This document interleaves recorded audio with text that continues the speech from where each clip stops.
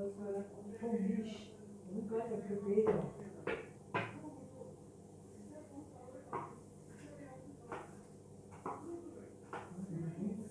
Süpürdüm.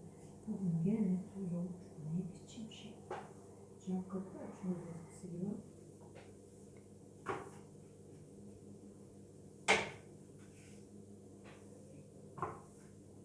Kırmalı mı? Hı hı.